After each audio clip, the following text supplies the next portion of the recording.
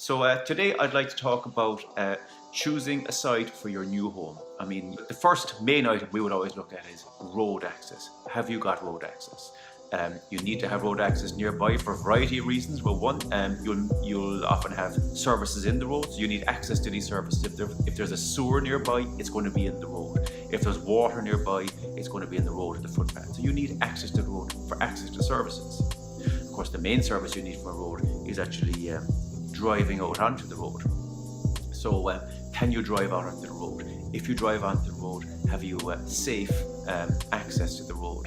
So when I say safe access, you need to be able to see 90 meters up the road and 90 meters down the road unobstructed, from a height of 1 meter above the ground level and from 2.5 meters back from the edge of the road. So this is where you'd be typically sitting if you were driving your car out onto the road, looking up and looking down.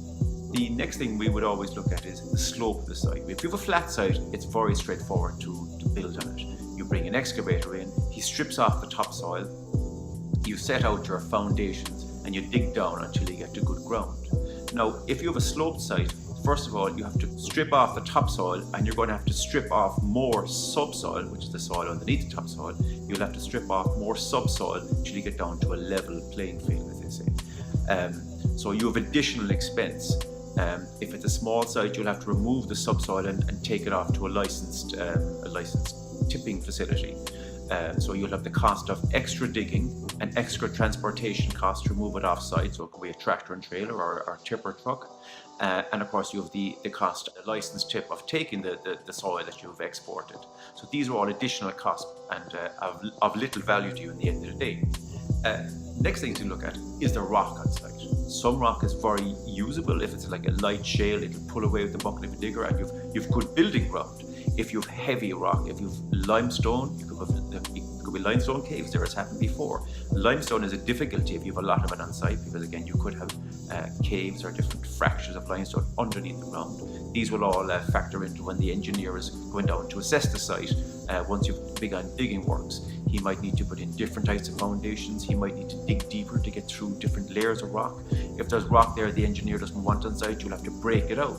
The next thing to bear in mind is ribbon development or backland development. Now, what is ribbon development?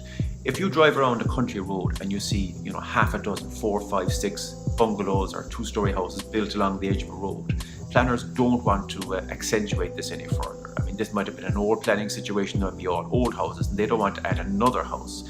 So another thing planners are looking to avoid is backland development. So you don't want a house in the middle of nowhere. You don't want to be traveling, across one field into another field further away from the main road, creating a kind of a backland development issue, creating an undesirable precedent of houses kind of in the middle of nowhere. So I suppose bringing it all together, how do we do all this? First of all, we know road access is the first key primary aim. We know we need road access. We know we need to avoid ribbon development or backland development. We need kind of a happy balance. We know we need a site reasonably flat. Doesn't have to be 100% flat, but if it's reasonably flat, we can work with it. We know we need to avoid rock if possible, and we know we need access to the best lighting and views. Bring it all together, kind of a happy medium along all that is, generally speaking, your best site.